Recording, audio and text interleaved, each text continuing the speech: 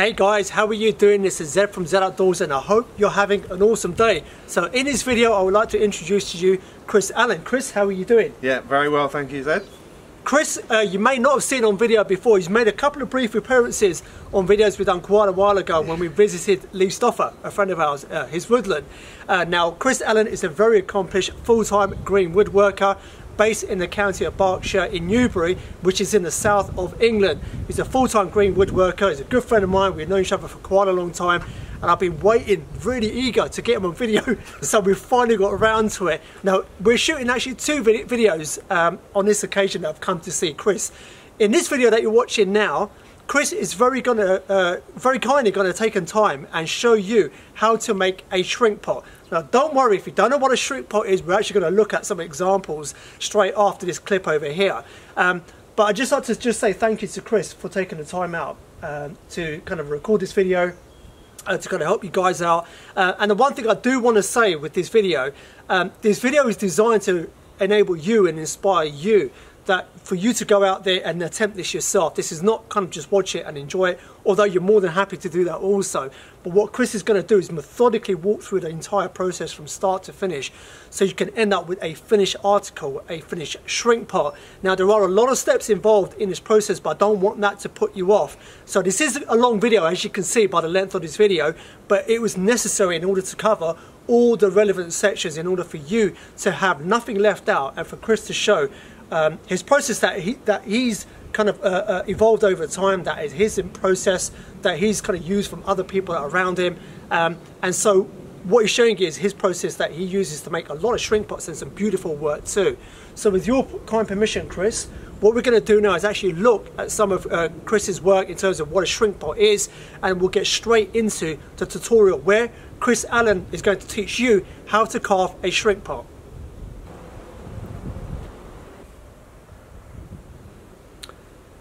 So Chris, could you explain to us exactly what a shrink pot is for those that may not know? Yeah, certainly. So what we're going to do is take a green log, a freshly felled log, and you can see here that the wood is on the inside and the bark is on the outside, and I choose to make them this way for the attractive bark feature on the outside.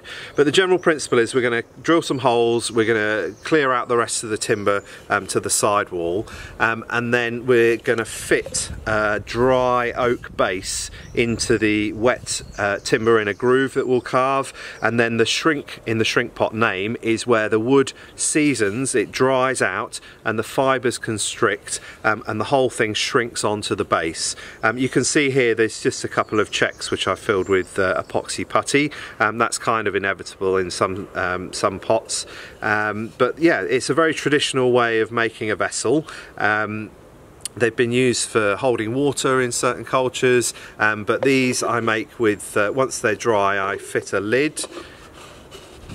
There we go, it goes perfectly on in one direction, and you can twist it and that forms a tea caddy, so it's got a locking lid. And these are very much inspired by other craftsmen that have been making these. I bought some from John Mulaney at 3 or 4 Spoonfests ago, and I've been inspired to make my own. So Chris, the first thing we want to talk about is the timber selection. Indeed. So we're using silver birch today, in particular because I want the bark to be in the finished product. What I find is people really engage with silver birch because you know, Joe Public can just pick this up out of a lineup of trees. It's the only one with white bark in this country, and it looks very attractive as well. So I've chosen silver birch for the pots. It's also a nice soft timber. This timber's come from Greenham Common, which is nearby, and was cut for me by the local wildlife trust, the Be About charity, so I'm very grateful for that. The one feature that's given me some concern is this scar, which is very typical of birch. It shouldn't be too bad, but sometimes if you see bigger knots and things like that, they can interrupt your carving process with any wood really. So for the shrink pot that I'm going to make, this is about as clean as I'd like, and what we'll do is we'll drill some holes and I'll show you how to remove the centre of the timber in the next section. Aside from silver birch, I mean, what other timbers are generally good for shrink pots? Good question. I've only made ones in sycamore, and rowan, although they cracked quite a lot. So you're looking for, yeah, sycamore's good, silver birch is good. I've seen people make them in beech as well. And hazel's the other one that I use, because I've got a lot of hazel on this site. I do use hazel for shrink pots and leave the bark on or take it off as well. You know, that's an option. And then so are you genuinely saying the softer woods in general? It's not as simple as that. So it's not as simple as that. No. The sycamore is a harder wood. But what I find is the sycamore behaves itself very well. It doesn't crack so much. I've done some pots that are, you know, biscuit barrel size. I might have been able to fit one over my head, actually. It was that large. Right. So yeah, it's just trial and error really. And what I do is I start small. So you start on smaller diameter branches, give it a try, and if it doesn't blow apart, then, you know, go up from there. And there's a lot of trial and error. You don't want the walls too thick, you don't want them too thin, so yeah, it depends on the process as much as the timber selection. And just one final thing, so obviously you've left the bark on, okay, so based on my knowledge, the bark would usually peel off, wouldn't it, over time? So is it because you harvest it at a particular time of year? Yeah, exactly right. So this is winter cut, so the sap is down in the rootstock. Okay. And although it will go crinkly and maybe peel a little bit, the bark will stay on, and that's the same with the hazel. I cut in December, January time, when the tree's fairly dormant, and that allows me to keep the bark on the product. As you suggested, bark can peel off, and you do this in May or June, and you literally be able to sort of peel this off and leave bare timber underneath, which equally is a nice effect on some trees. Okay, so the first step in the process then, Chris? Yeah, so the first thing we'll do is we'll drill some holes into the end grain of this timber, which allows us to get the next stage working, the gouging. But also this is big enough that I'll do 2 or 3 holes and then join them together, so it speeds the process along.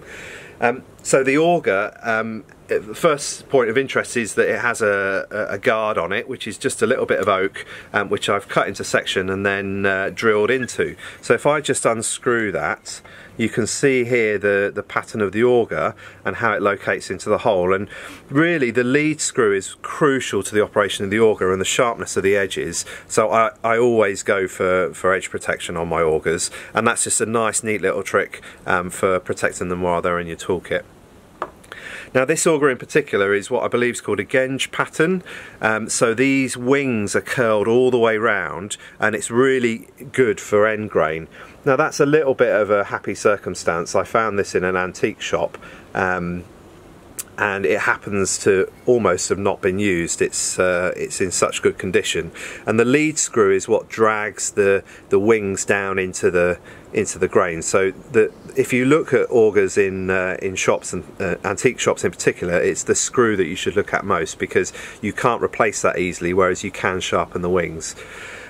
So yeah, basically this makes a lovely sound, as you'll see in a moment, and the wings just chew through that end grain. Now this is an auger that doesn't have an eye at the top, so it's seated into this handle, and I've drilled some holes to take the flange at the top and then just hammered the handle home. It might come off during use, which is fairly common, but you also see them with a ring on top, which you insert a bar handle through. So yeah. So is there a particular diameter that people should be looking at if they wanted to go out and maybe purchase their own? Yeah, inch is good. Maybe slightly smaller. It's entirely up to you in terms of what you can get hold of, and also what diameter you want to cut. If you can find good augers above an inch, great, get hold of them, because they're great for other work that you'll do, but the larger the auger, the more power you have to put behind it. So an 1.5 inch or a 2 inch auger, if I could find one in this pattern, would save me a little bit of work, but would the effort be disproportional to hitting the outside with the gouge? You know, it's where the overhead lies in terms of, do you drill a bigger hole by hand, or do you just use the gouge to widen a smaller hole? And this one, as I said, it's a happy circumstance. It's old steel from Sheffield. You see the maker's mark there, and it just is a brilliant bit of kit. I was very lucky to find it. So Chris, the next step in the process is obviously to clamp it down for augering into. And I've chosen a bit of wood that's too big for my usual clamp, which you can see here, and I just put a bit of timber underneath so that when I go through the bottom I don't foul the screw. But yeah, this log is too big, so instead we're using the bench, and I've inserted a peg and then a couple of blocks and a wedge just to lock that down so that it doesn't move around when I'm augering. And as I said, I'm going to do a couple of holes, so I'll do 3. So you place the screw on and then start twisting, and that will just bite into the timber. There's not a lot of downward pressure at this stage. As I said, this is a good lead screw, but then you can see the wings are starting to bite into the timber. It's definitely worth getting a close-up on that, because as you turn them you can see the chip that's produced. And you can hear that lovely rasping sound. And again, not a huge amount of downward pressure, just some to keep everything engaged and in line. And it's not crucial that these are dead square to the log. And just keep turning. And this is an auger, it's an Archimedes screw, so what's happening is that the chips are being lifted up the twist of the auger. And what I find is that I don't need to back this off, I don't need to undo the direction of travel on the auger, it does just lift. And if I clear this, you should be able to see these smaller chips coming through, so it does mangle them compared to the long chips, but you'll see that as we carry on. So when drilling in, you don't drill into the pith, do you, basically? On the smaller pots I do, and I just go through the middle and then I widen them out with a gouge. On a large pot like this, you just say, well, the auger works well, so I'll do the auger work and then use the gouge afterwards. And you can see the chips now are much smaller because they're broken up as they are lifted. And then as we get to the bottom, the lead screw pokes through and we'll go into the bench. And we're nearly there actually. That's gonna be there any minute. You hear a slight crunching sound that gives me a clue that we're at the bottom. So that should be fine. And then basically go in the other direction, and I'm not putting any upward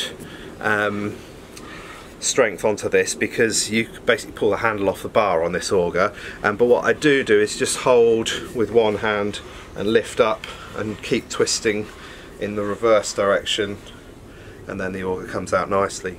And you can see here the fibres are caught in the eyes, and what you can do is bang this on something to get rid of them, but I like my auger, so I use a pointy stick and I just clear those out instead of banging them and risking any damage to this at all.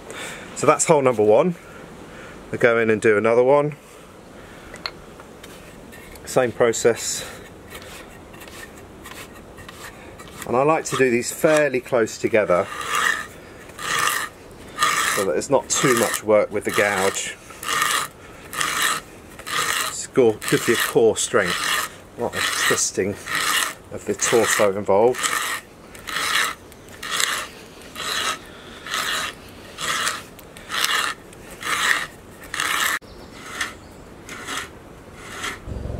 So you've augered 3 holes then, Chris? That's right, so just release this wedge and take the pot out. So you can you just see there's a little bit of sap there. We've come through and there's some holes, but the screw basically that drives the auger comes out the bottom, and then the wings tear this up a little bit.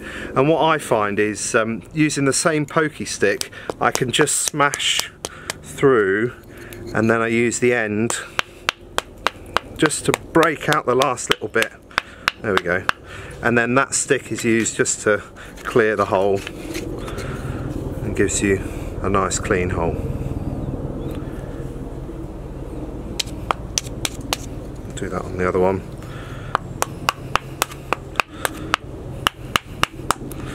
And you see it, that point really does make a difference. There we go. That's all of them cleared through. So Chris, we're looking at the gouges now, aren't we? Yeah, so the next step will be to draw a perimeter for the wall, which I'll do in a second, but also then to work back towards that wall with the gouges. So the important thing to note about these gouges is they're in channel or in wall gouges, and that's all about where the bevel is. So if I turn this gouge over, you see that it's flat all the way down to the sharp edge, and if I turn it again, you'll be able to see that the bevel is on the inside. So a standard gouge has the bevel on the outside and allows you to work along a piece of timber, whereas the flatness at the back here allows us to work up and into the wood and go straight down, as opposed to having to hold the tool at an angle to get the bevel to engage. So these are Cherry brand German-made gouges. They might be no, they are German. And I've got a 22 and a 16mm. And what I find is the 16mm gets into these inch holes really nicely, and then the 22 is great for just widening the general and doing these larger pots. So excuse my ignorance, so when you say 16mm, is that the diameter from one side to the other? I believe that that's wingtip to wingtip. Right. And then you'll have a larger, if you were to measure the inside curve. I did look into it when I bought them. And I would recommend that if you really need specific sizes, you just do a little bit of reading. I can't remember the name of the company, but these were imported from Germany. You can find them from time to time in car boots and right. Places like Tools for Self-Reliance at the Bodger's Ball and other places they trade. And these ones, again, are designed to be hit with a mallet. You don't always find that, and they've got a ferrule at the top, this band of steel. You can see there's a little bit of wear coming already. These are hornbeam handles, I believe, and that will split, but the ring is designed to stop the splitting from damaging the tool too much. And they're fairly substantial. I do get them stuck in pots from time to time, and they, you know, they've stood up to some good abuse over the first year of ownership. So I'm going to mark the depth of the wall, and you can see here I'm gripping the pencil and running my fingertip against the bark. So I basically get a fixed perimeter, fixed width. I'll just skip that section where the bark is slightly scarred, and then rather than measuring or doing it by eye, it just gives me, and I'm leaving this fairly chunky, just gives me the ability to work round and get some evenness. And I'll miss that as well because we've got this little pinch point, and then I'll just go in and do that by hand. And then a bit at the start, you see the scarring here, the bark's slightly thicker, so we'll just come round and fill that in. So the next step, Chris? That's right, the next step is to widen these holes out and join them up. I'm going to do that with the 16mm gouge just because it fits into these inch holes quite nicely. I'm going to pair it with a mallet. Now, readers of the Bushcraft Journal will have seen this mallet briefly in the article that I wrote for Danny, and this is I think a little bit of might be elm, but it was a mallet that I inherited when I bought a lathe from someone, and it's got a nice long handle and it's quite lightweight. It was 580 grams, I reckon it's probably 550 now, and you can see the delamination of the timber, and it's getting lighter. But what I find is a nice light mallet allows me to strike. We're going to do a lot of high frequency work, so with this, is it needless to say you don't use an actual hammer with the chisels, the gouges that you use it? Yeah, so you'll see if you buy a mallet from the shop, you'll see the Carver's mallets are really rounded, and for hitting the back of chisels they're wide. If you were to use a hammer, you'd have a small diameter to hit the back of the gouge with, so instead I use something that's fairly big. And also, if you were to hit yourself with this, you'll do less damage than if you hit yourself with a hammer. So what I'm going to do is just take a very small, very thin piece. I'm just going to knock down the wood and start widening the hole out. And what you find is, although the gouge is dead flat, you get some stepping through the grain. So I will, for these initial ones, just tip the gouge into the wall that I'm cutting to get it to cut all the way through. Okay, so that's bottomed right out, and I wonder if this will release. Yeah, so that's the chip that I've generated with this tool. And I have a coal scuttle which I have been collecting the chippings from, because these make great kindling for the stove, and they'll just dry out over time. So yeah, I'll just keep on working. So you're basically edging it into the wall, leaning it into the wall. That's it, by a few mil each time, and what I'm doing is I'm heading for one of the other holes.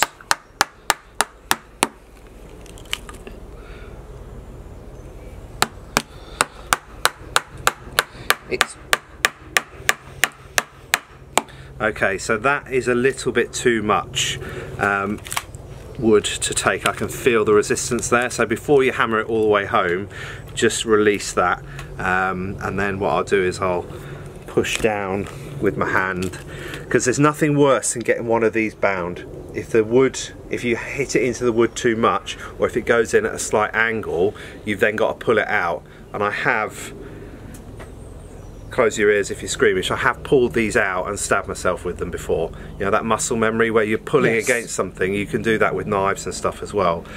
So you do need to be careful with that. And where I've got timber that's sort of caught up, I'll just use my hand to release those chips and things. And also you do need to take some of the waste away. And what I find is where it gets really thin here, you've got to be careful, because the gouge can go off at a slight angle, and then you've got to do lots of twisting to get it to work, to get it to be freed up. So I'll just widen this slightly before going across the boundary into the next hole.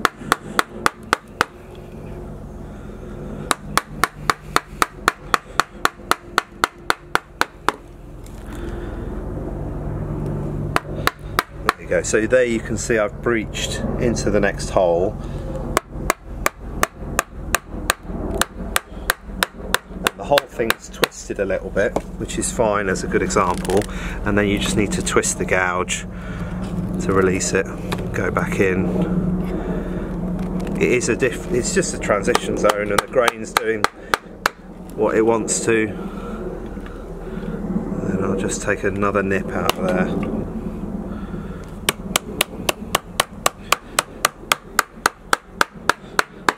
Might just be worth having a look at what's going underneath, actually.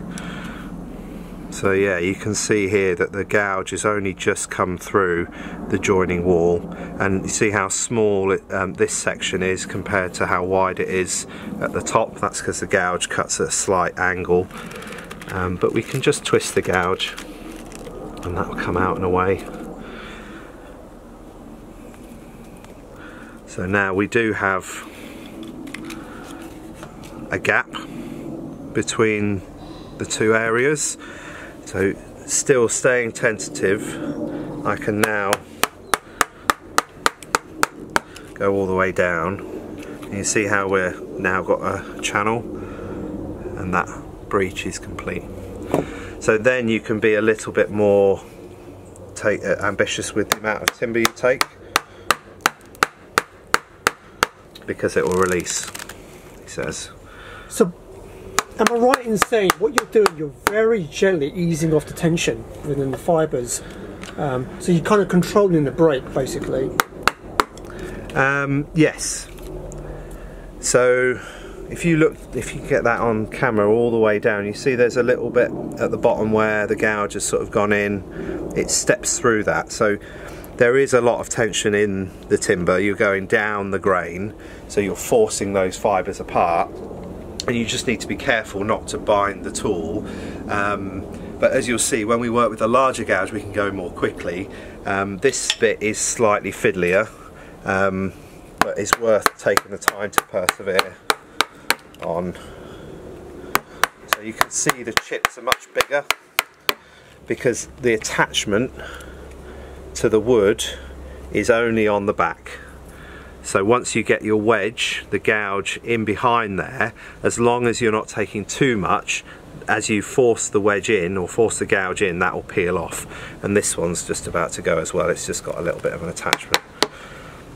So again, a much larger chunk, and that attached because that knot's there. And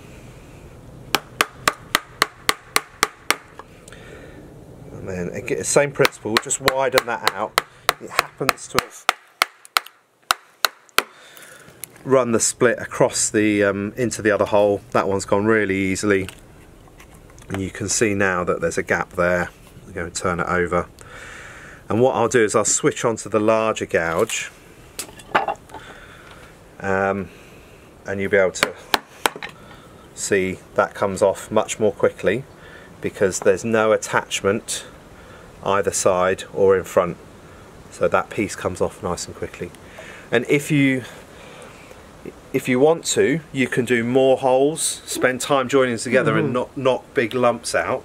I do find the bigger lumps that you take, the more likely you are to run into a knot and it become a bigger problem. So it's just about working methodically, in my opinion. But also, if your auger is better than your gouge, do more auger work. If you haven't got a great auger but you've got a good gouge, do more gouge work. And it's just about balance, really. So here the wood has taken the grain inside here, which corresponds to this knot, has taken the gouge in at an angle. So as I was hitting that, it forced it out. So I'm going to try and push it back and then strike down. You can see that the wood is taking the tool away. So I'll just open that up by levering on the gouge. There's no tension, so I take it back and then just see if we can't get back in there. And then a few harder taps and that just strikes through on one side. Go on the other side, and that's released that. There you go, perfect example. So you can see this knot, it's a branch coming through this way which corresponds to this scar, and that took the gouge in at a different angle and would have taken a lot more timber, which is fine at this stage. You know, we're loads away from the edge, but you've just got to be careful, especially if you find that to be the case near the wall, because it's really quite disheartening if you cut through the wall thickness on the underside because you've hit a knot. So I'll remember that's there and just be careful as I work round.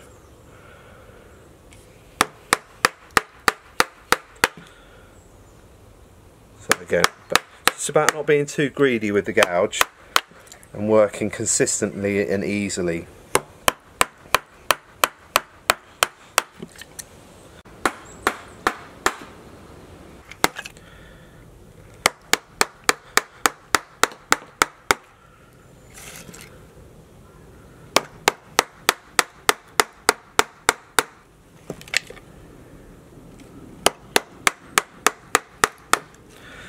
So yeah, I've basically come very close to the line most of the way round.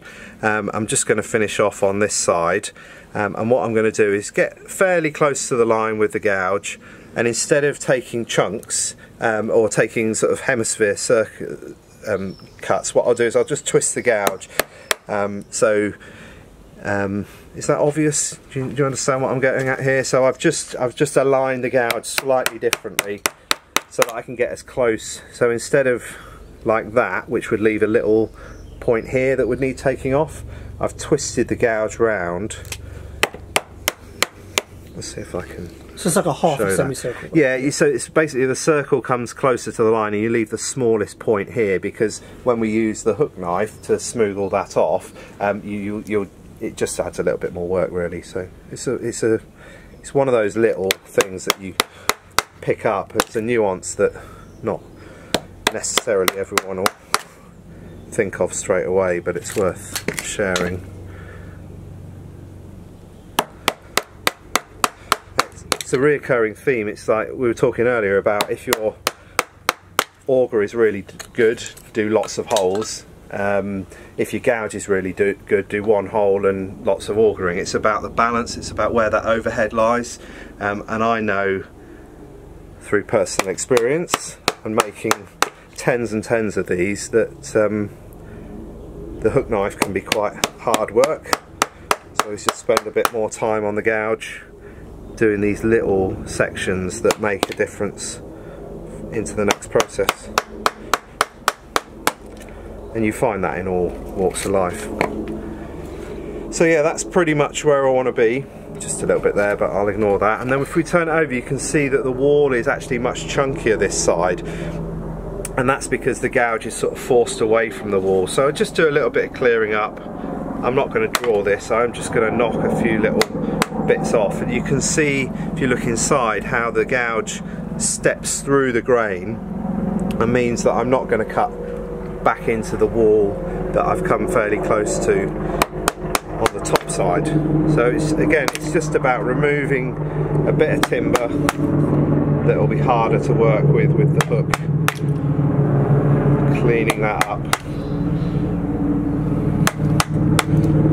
So if I show you, you can see these are the length of chips that you get when you're going down that way. They're the whole length, but they're basically making a slight chamfer because this wall is thicker at the bottom.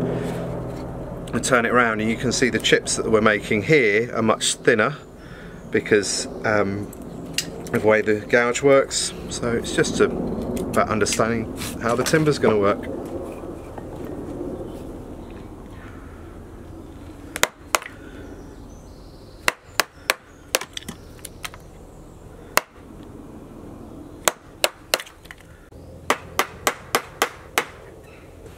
So the gouge work is now complete, Chris. That's right. So the next step in the process. So I'm going to, well, Zed said to make yourself comfortable, so I've sat in a chair by the stove and I'm going to do what I normally do.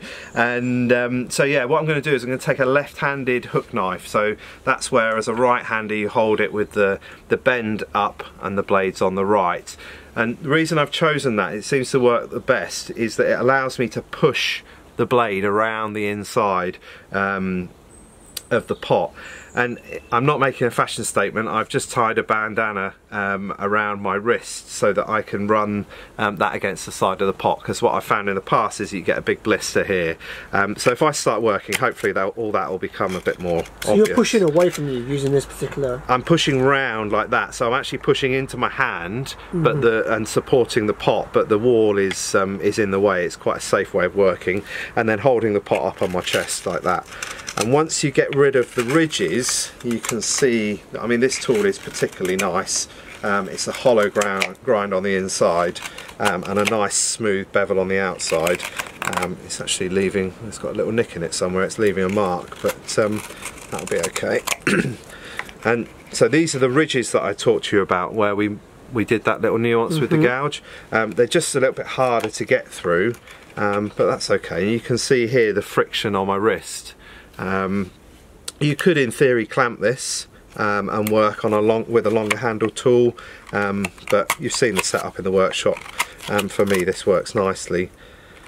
So would people use their normal spoon knives in this particular Yeah, case? you could. So if you're a right-handed carver, you could pair round like this, so the blade would be sharp on this side, and you could go round.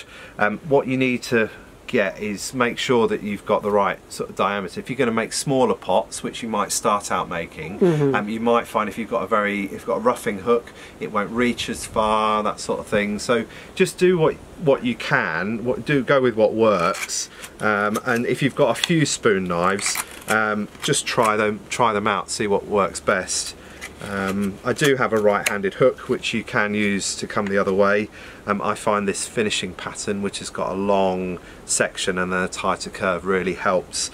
So who's that particular one made by? This is a Nick Westman blade.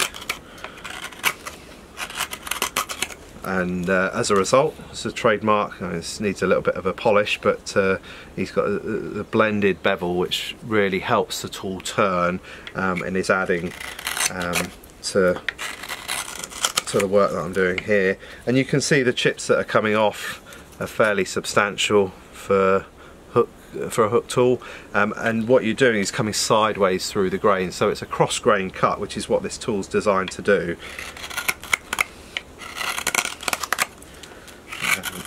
I do have a fair few years carving experience, so there's a good amount of strength behind the tool, you know, in terms of the wrist strength and things like that.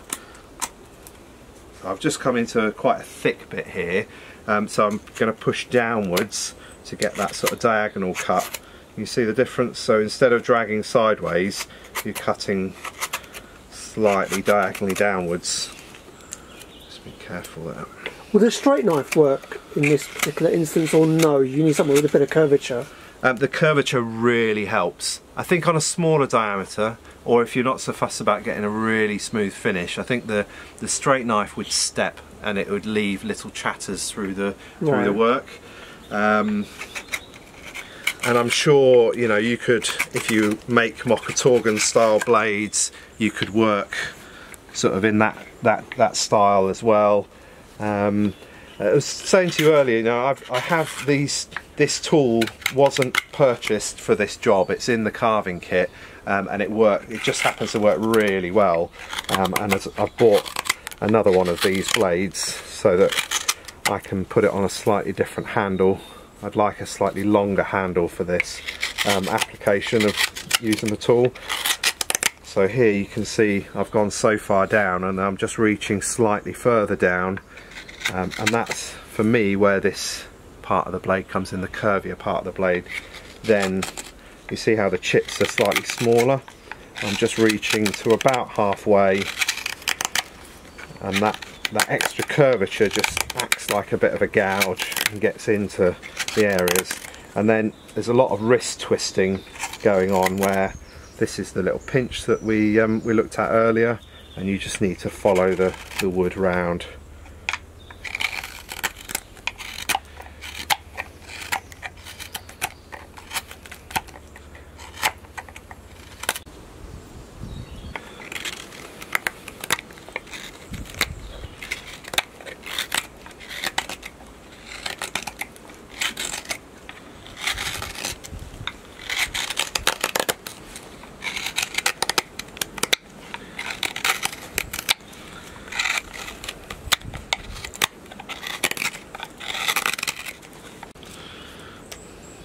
So this one's almost done then? Yeah, almost. So I've got a little nick in this tool which I'd not clocked, and it's just leaving a mark. So I'll have to sharpen this tool when I've got time and just go back over this. So I'm just leaving a little bit of extra in places where I've not quite hit the line. But the next stage is to turn it over, and this is the base of the pot that we gouged back into, and I've drawn another line to work to, and just the same process.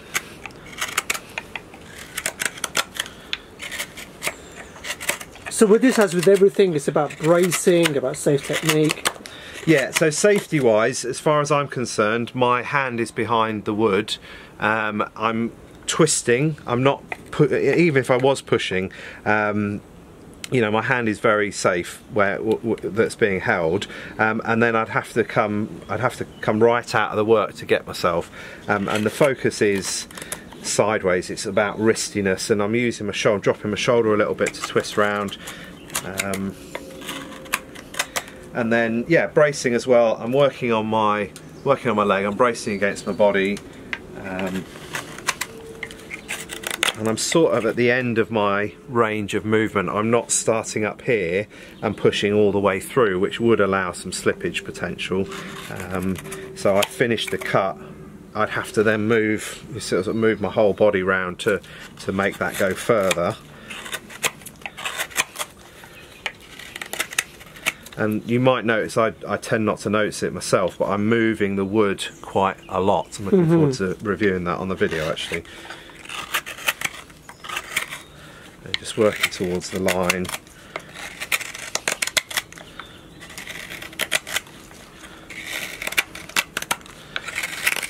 So you can see there's a little line round here. So I'm going round once in one position, and then I'll readjust the tool in my hand and I'll go around again. And I suppose that adds to the safety that we were just talking about as well. So I'm not then going to reposition and do that bit and then reposition. So it's about getting in the zone, doing one thing only, and I suppose you're eliminating variables.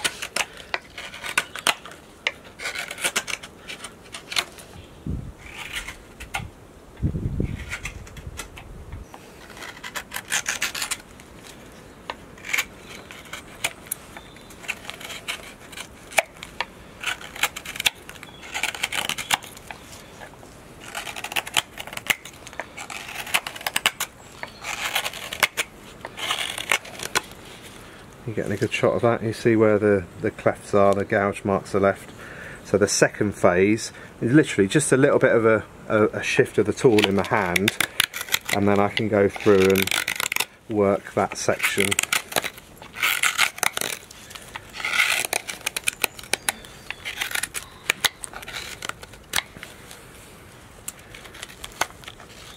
So yeah, this is where the scar is, and it's having an effect on what's going on in the wood.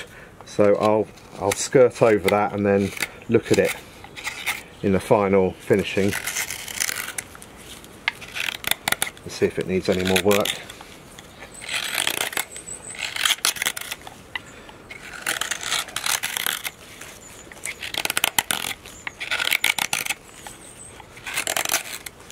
And one of the important things here is that you don't take too much away. You know, you're using a hook, so you're not going to thin the wall too much.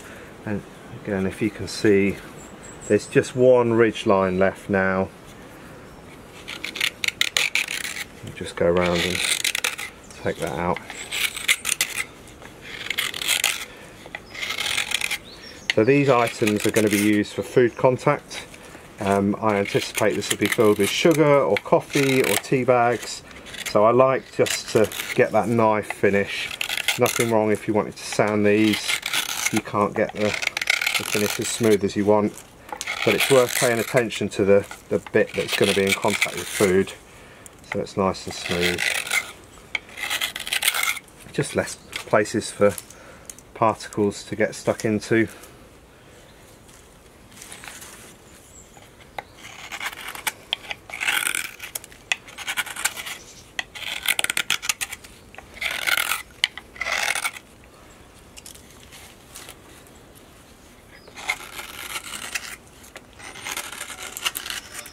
Again, like the auger, I love the sound of this. Yeah, it makes a nice unzipping sound through the fresh birch.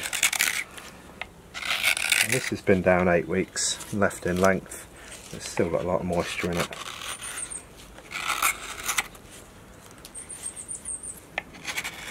I will have to go over that again before it dries. So yeah, we now have a hollow log, and that's the end of the hollowing phase. So Chris, the next section. Yeah, so now we've hollowed the log, what we're going to do is carve a groove in the base into which that dry panel is going to sit and form the container. Now, I'll mark that with a pencil, but then I'll use this flex cut tool. It's called a right scorp. I know scorps to be something slightly different.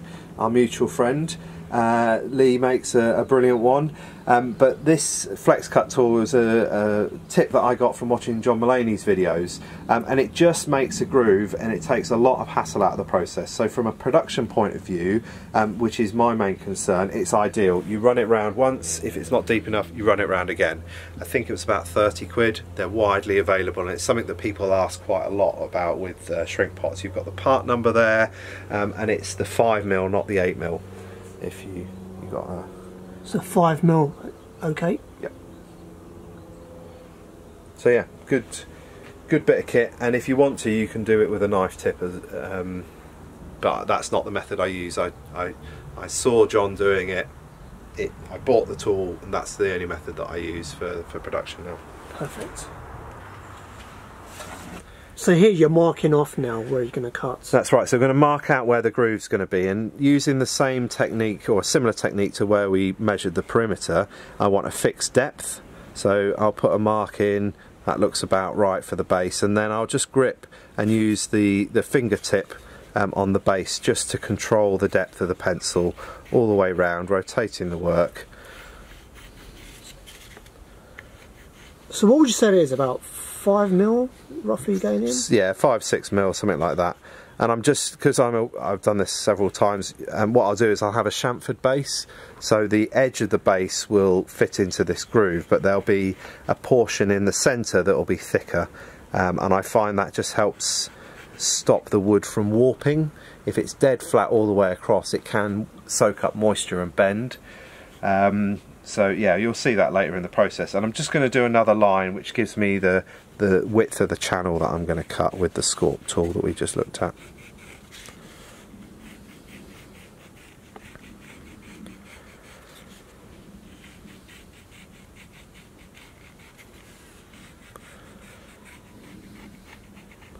There's no fixed measurements on these. If you're doing a smaller pot, you'll have a smaller base and it will be thinner. The distance that this base has to traverse means that I'm going to want it slightly chunkier. So that's a little bit thicker than I've been doing on the smaller pots that I've been making this week. Here's a closer look at the flex cut tool itself. It's basically a sideways gouge which allows us to work very easily, and they've got this sort of seahorse funky handle shape on them, which allows you to hold it in your hand. Quite call it an ergonomic design, but it's that sort of thing. And what I'm going to do is, I'll try and get you a good shot, is dig in and then try and keep the chip working, which I can do usually. You see how it's cutting between the lines, and I can only travel so far. Sometimes I like to go back on myself a bit. It's not crucial that they're absolutely level, it's not, but it's useful if they're between the lines.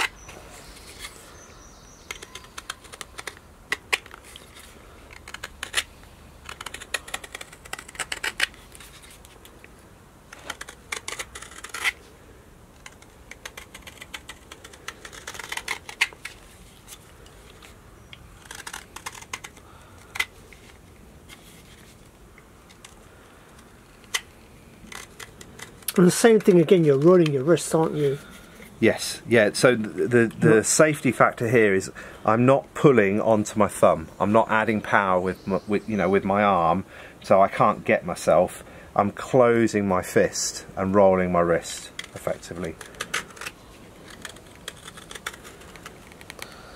Yeah, it's interesting. I do think about safety, but not in an active way.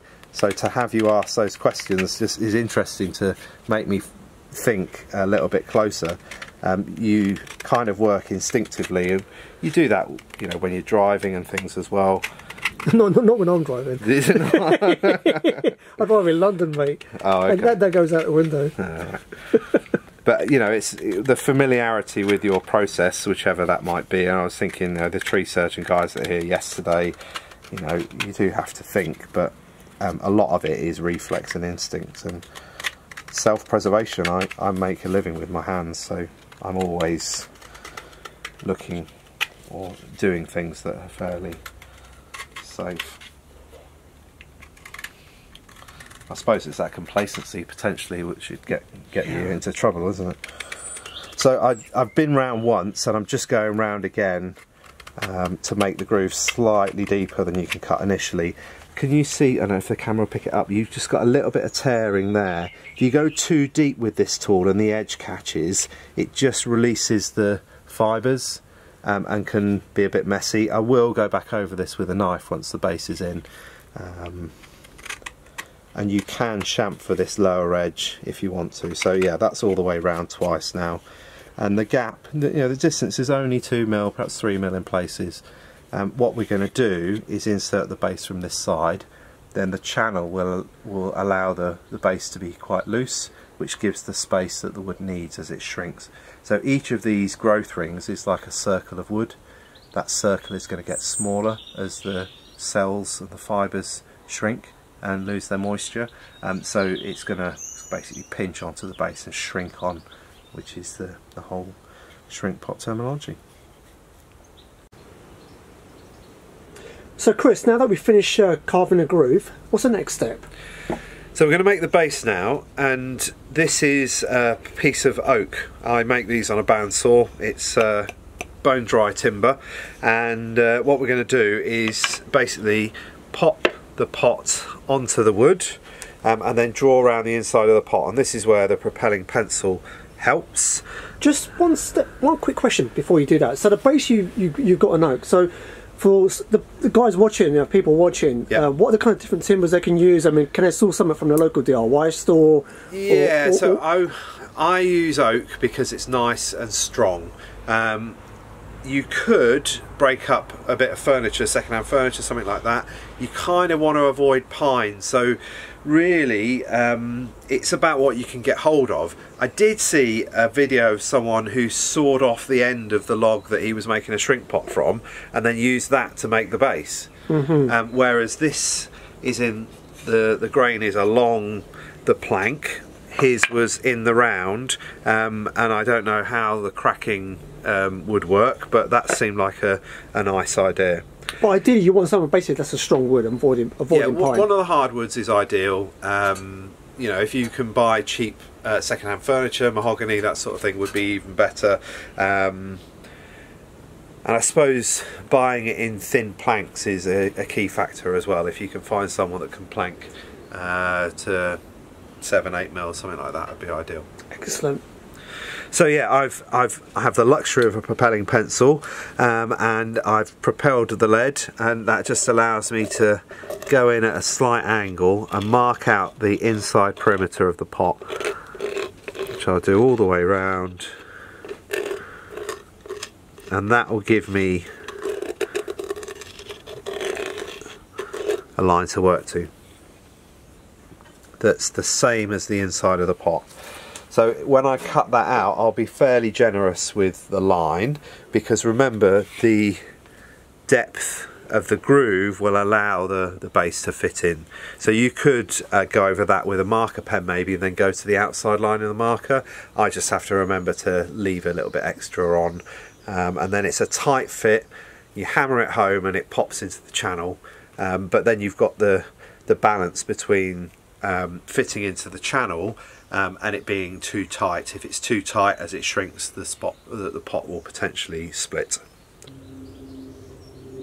So the next step is to cut round now, the line. Yep, so I'm going to use a coping saw. You might have used one of these before at school.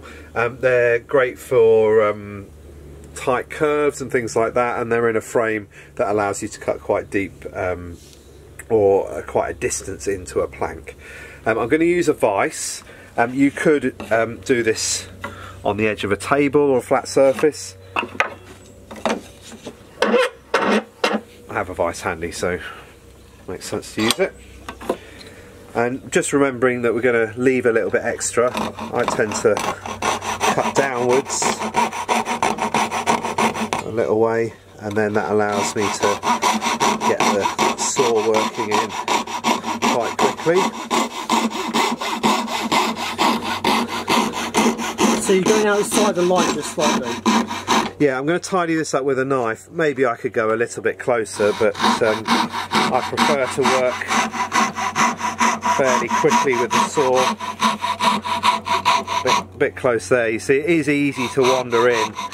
If you have a jigsaw, or no, a scroll saw, which is a similar size blade on a table, or I do use a bandsaw for this from time to time as well, especially for the larger pots. And they come the other way.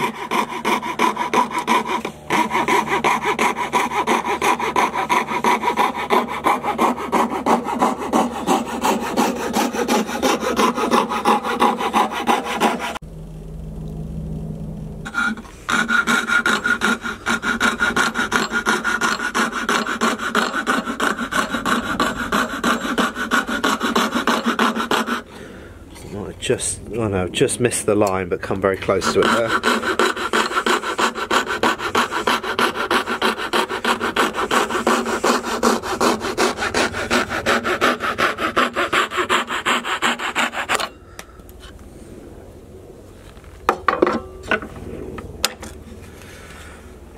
So yeah, a bit close there, a bit more work to do there. That's fine for now.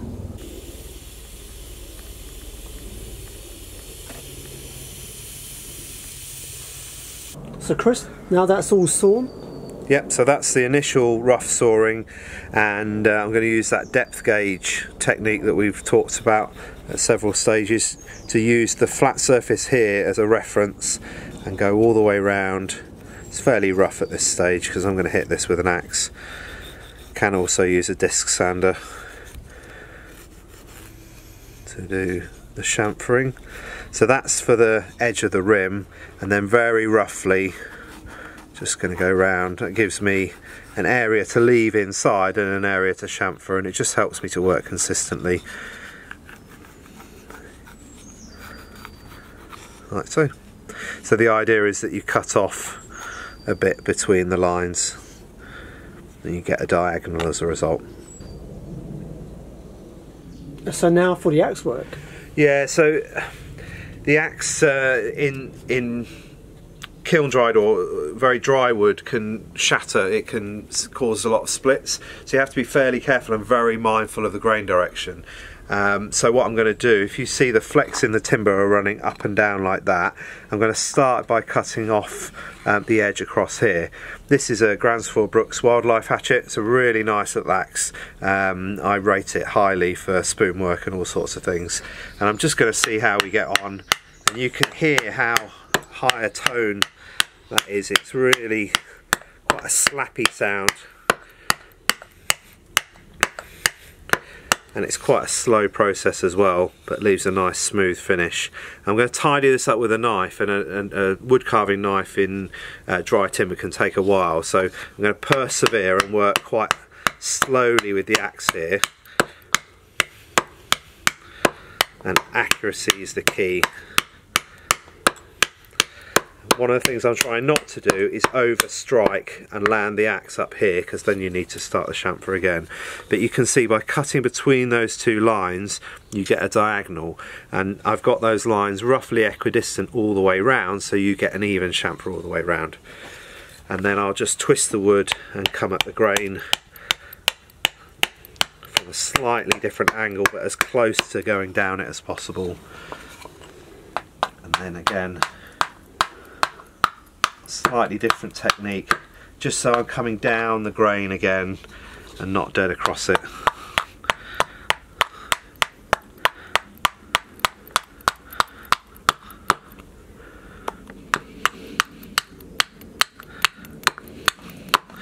Those small axe marks we can clear up with the knife.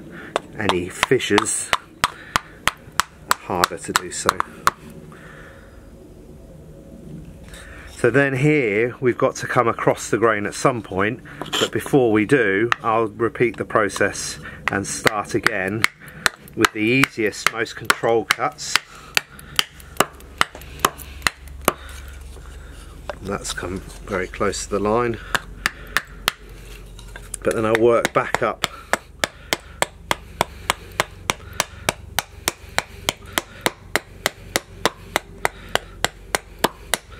So that's now a diagonal cut with the grain. And then this bit is very difficult to do anything but across the grain.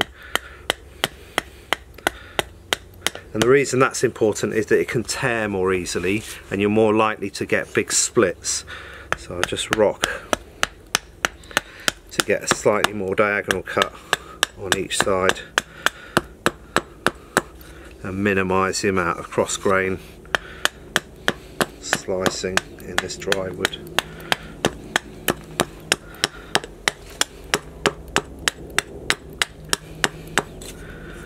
You see that's slightly torn up there, but we can solve that with the knife. Smooth it all off.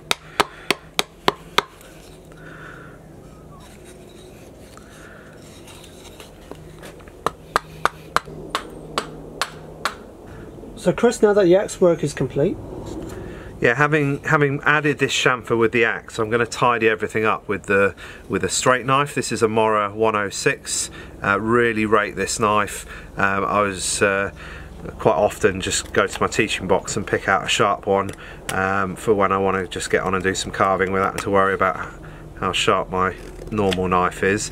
And again, thinking about grain direction, so the grain runs this way. If you introduce your knife that way, you could potentially generate a split that will knock a corner off, which would be fairly disastrous. and just being very careful. Can you see how my thumb is out of the main path of the knife? This is a paring cut, and my thumb will move at a distance as I work, as I change the position of the knife, and if I was to slip, my fist would close, the blade would miss my thumb, but I'm also at the end of my reach. In terms, I'm not dragging on with my hand, with my arm, sorry, I'm closing my fist, if that makes sense. This is very tough going for a fine beveled whittling knife. So with this one, are you trying to go back up to the line or? Close to it. So now we're coming into end grain, where the fibres are running like that, so you're having to sort of drag you're pushing one fibre onto the next. It's quite tough going.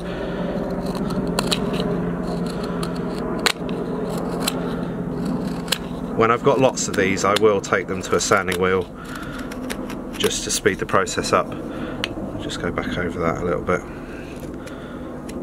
It's better to leave the wood on and the base not to fit into the pot than to make them too skinny at this stage, and then they rattle around a lot and you lose them, or the base doesn't shrink onto the pot, doesn't shrink onto the base well enough. So that's about right where I need to be. And then since I'm here, I'll just carry on. So I've skipped this quarter because I need to make the knife go the other way. So the grain's like this, you come round one way, I go round the other. But since I'm sat in this orientation and my hands are in the right place, I'll just skip to the other portion of the work where this grip works.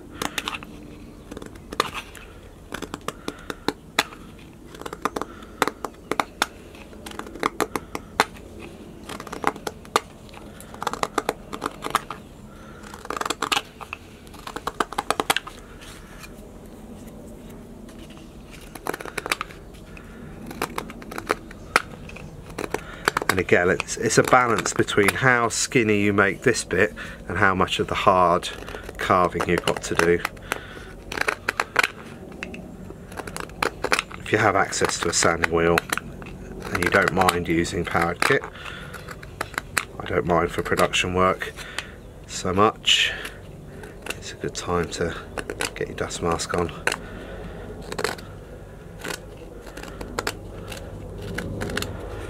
Okay, so so if you imagine a cross through here, that's those quarters done, and then I need to change my grip and push the knife the other way. This is a thumb pivot cut, and the blade is wagging up and down, and I'm not forcing it with my arm. So the safety here is that my thumb is being used as a fulcrum, and the blade is only travelling a short distance, and then I reset. You see how far away my fingers are. Work through like this,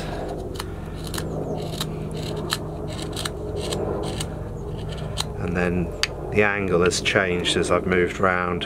I'll just add a little bit more blade, brace against the block for those final end grain cuts where the fibres are dead on like that and you're slicing the tops of them off.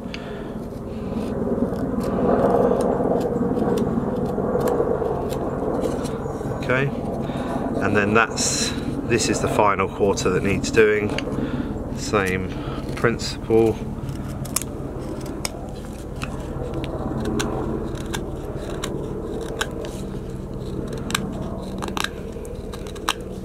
And there is, as part of the fitting, there's lots of toing and froing. You'll probably have to go over these areas a little bit.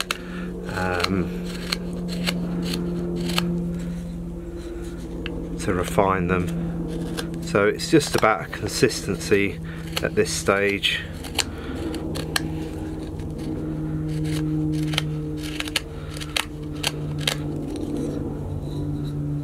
So that's where I came quite close with the saw. It's quite tough on your hands. And it's just got a few saw marks, so you want the smallest of shavings just to nip those saw marks out. There's just a little bit more there than there needs to be.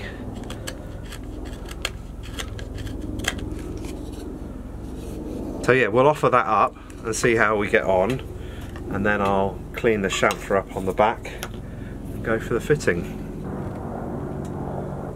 it sometimes helps to mark which way round the base is intending to go. And this is a close fit, but not quite there yet. Still a little bit oversized. So I'm just eyeballing that. Maybe if I take a portion off here, and that's a little bit of trial and error. That's that bit. I think the mark that I've made is actually quite accurate today. It's not always the case. I'll just take a little bit more off and then offer it up again. Right, that's pretty close. Let's get in there. Let's take a little, there's a little lump there that's going to prevent it sliding in.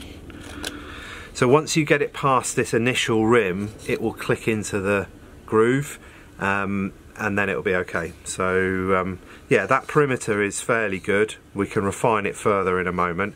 What I'm going to do is get the pencil out and just go back over this this chamfer to tidy that up and make it look good. So what is it you're marking here, Chris? So this is the same technique that we've been sort of using all the way through. I'm just using this flat surface as my reference, running my fingertip along to control the depth that the pencil marks at, and that will just give me a line to cut the chamfer to, which will give me a defined depth on this part of the lid. So now you're refining the chamfer on the edge, basically. Yes, but the depth corresponds to the rim, the depth of the groove. Okay. It could be a little bit thinner, but I think because of the size of the pot it'll be fine like that. So back to the 106.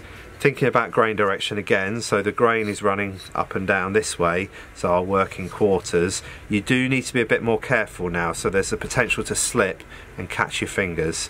So I tend to work the leading edge onto the rim first, and then come back and do, you see that? So it's one slightly steeper cut, and then a second at the back, and then take the middle out, rather than trying to take everything in a single pass. If this was wet, you'd probably get away with a long clean shaving, but because it's dry and hard, quite rock hard actually, I'm going to do it slowly and in a controlled way. And really that edge is the only one that matters. This bit is for neatness.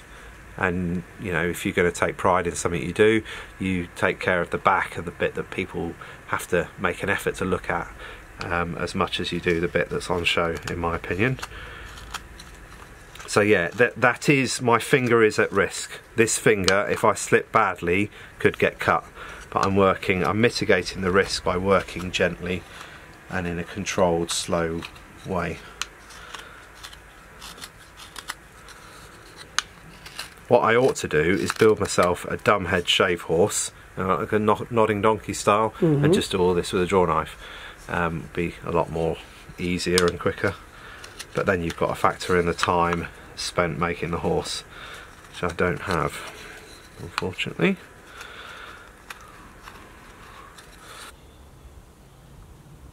So in the same way that I worked 1/4 and then the opposite, when I was in the same, when I had the grip right, I'm now going to work the quarters that I've just shown you are done, and I'm going to work the next two. And I do that with the pairing cut, where I'm bracing with my thumb. And you see I'm choking the knife a little bit and reaching. That's because of the size of the piece of wood that I'm working on, but the principles are the same. Leading edge, back edge, leading edge, back edge, and working back and keeping the knife out of the way of my thumb, or thumb out of the way of the knife to be accurate.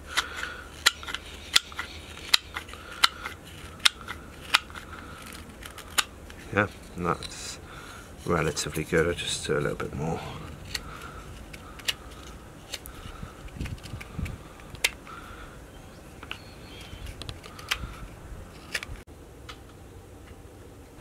So Chris, the moment of truth. Moment of truth, indeed. So I've gone as close as I dare, fitting the lid. I think it's still a little bit tight in places, but we're going to hammer it home and see how we get on.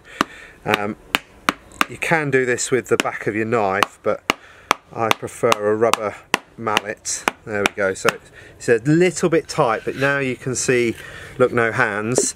That's caught in the base, and do you remember we've got that groove on the inside, and at some point it will just click into the base. So now that's gone into the groove, and you have to give it a wallop to get it in further, and you can see it's in the channel. It's not quite perfect here, but as the wood shrinks, having a little bit of a gap in places like this will allow it to shrink on.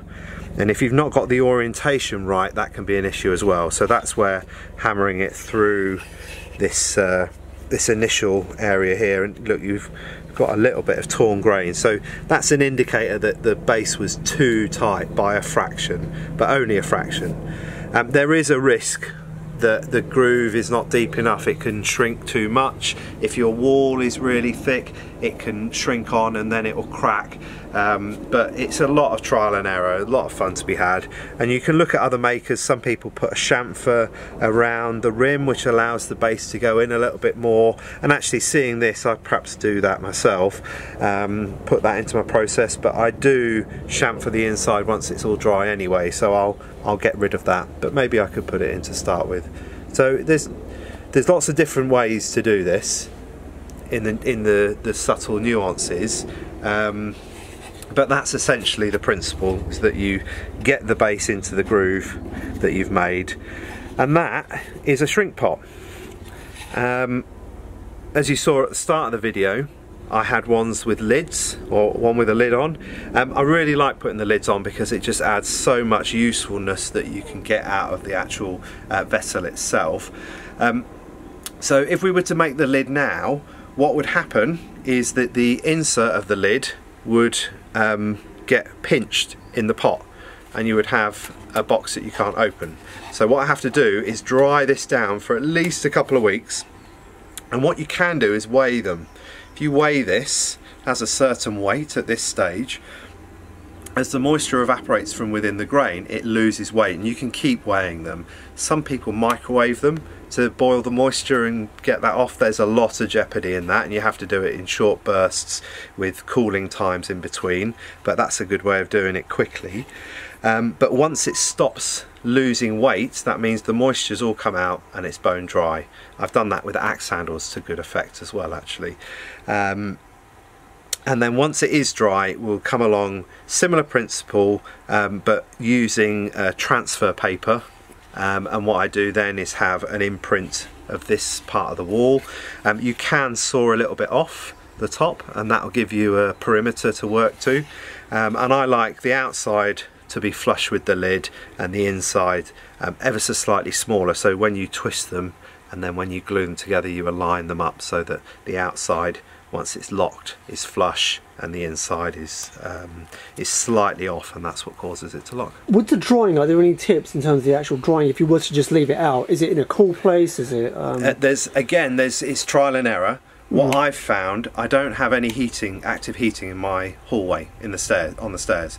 So this will sit on its side on the stairs, on the carpet on the stairs, on the left-hand side where I won't trip over it. And it means that I can check it whenever I go up and down stairs, especially if you've got any with loose lids and things like that. But they reckon 20 degrees, sort of room temperature, over a couple of weeks is a really good way of drying timber. I could leave them out on the shelves in the workshop, but the temperature and the moisture in the air is quite, it's still the end of winter and the beginning of spring. You can keep them in bags and things as well. A friend of mine used to do these, and he found the ones with the bark on would go mouldy quite easily in a bag. In theory, you could pack them with shavings, which would take the moisture, would wick the moisture away. So if you've got experience drying other things, then you can apply that and see how you get on. But be prepared to lose a few if you're heating them. So no directional heat. They don't want to be sat on a radiator necessarily, because that will dry the bottom faster than the top, and that difference will set up tension in the timber. Likewise, next to a stove or in a window in in shade in the summer, the sun moves and you'll end up finding that direct sunlight will crack your timber quite quickly. So yeah, if you've got the ability to, on the stairs, that's where this one will end up, or in a cool cupboard somewhere, or on a shelf maybe. But yeah, that's the finished item for now, and then we'll come back later and make the lid.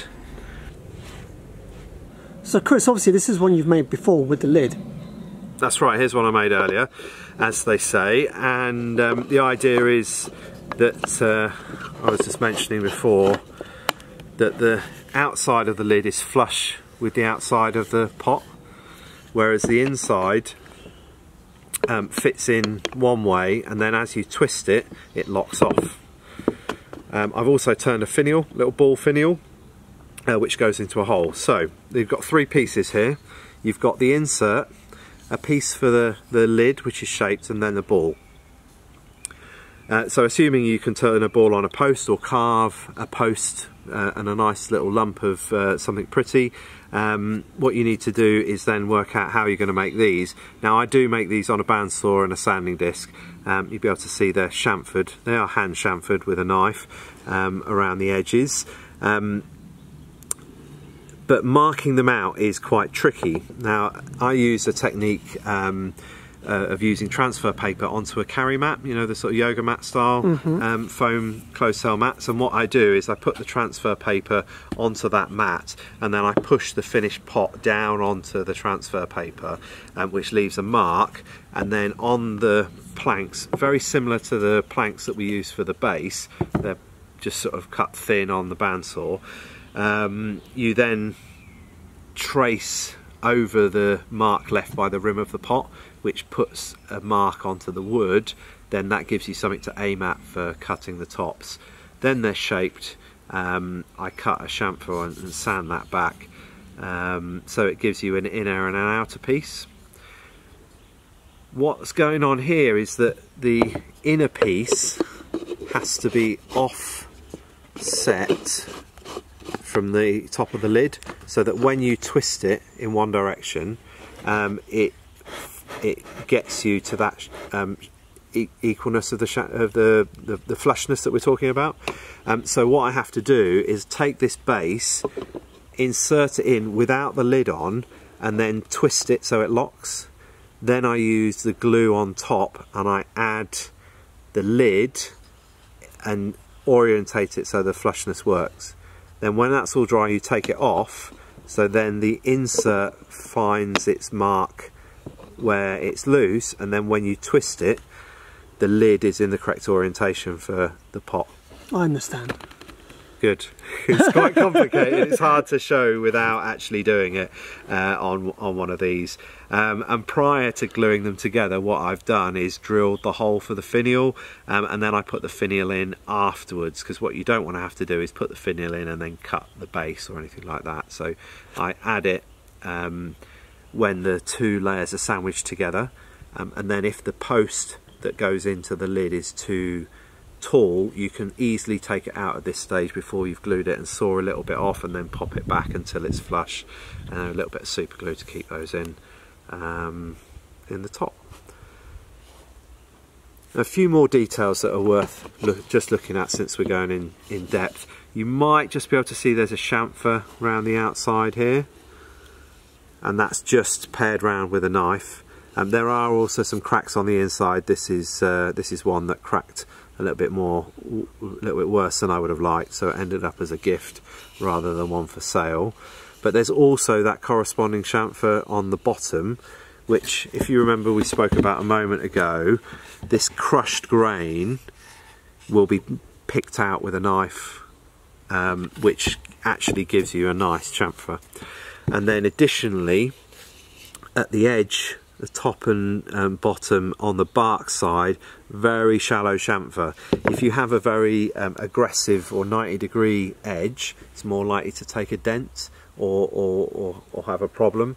By just chamfering off ever so slightly, by cutting this bit off, you end up with more of a rounded, so you have the top of the lid, the side, and then a little chamfer which will protect that edge, and I do that top and bottom.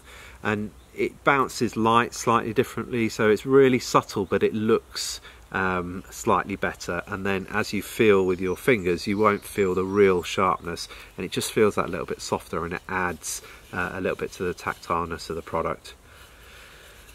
And I suppose lastly here you see I've had to peel away some of the bark, and I've done that with the hook knife just into the inner bark where there are scars, or maybe this was a bubble where the wood has shrunk away and the bark's bubbled up. It's just worth taking any loose edges off. And finally, they've had a coat of linseed oil. I do oil the bottom of the base, I oil the bark, and you can see there is some variation in the hue of birch, but this is much whiter and this is yellower. You can see that on the timber underneath as well. That's inevitable. Do you brush the oil on, or do you kind of dunk it into a... No, so I want as little oil on as possible. Very thin layer, or maybe 2 thin layers. I use kitchen roll, and it has to be kitchen roll that doesn't have anything printed on it. A pattern will come off with in the oil and transfer onto the work. So clear kitchen paper. You can use a rag. You have to be careful with linseed oil. You're aware that it can combust on a rag as it evaporates. It can. Is this raw linseed? Yeah. So this is I'm talking about cold pressed raw linseed oil, not boiled linseed oil. Although actually, on a unless you start licking it, you're not going to put this in your mouth like you would a spoon. But it is close to food items. So yeah, the boiled linseed oil. I wouldn't recommend on this product because it's quite, you'd need a finishing phase afterwards, but the cold press would work nicely. You might not be able to pick it up in this light, but there is no oil on the inside of this pot. The oil has an aroma. You might have had that on spoons and bowls that you've eaten with, and with delicate flavours like tea and sugar, maybe flour, whatever you put in these pots, there's the potential for because there's not airflow around the inside of the pot, there's a potential for taint, and your tea might taste of linseed if you did oil the inside. So yeah, a few extra little tips just for the refinements that I've discovered over the seasons that I've been making these, and I hope you find all that very helpful.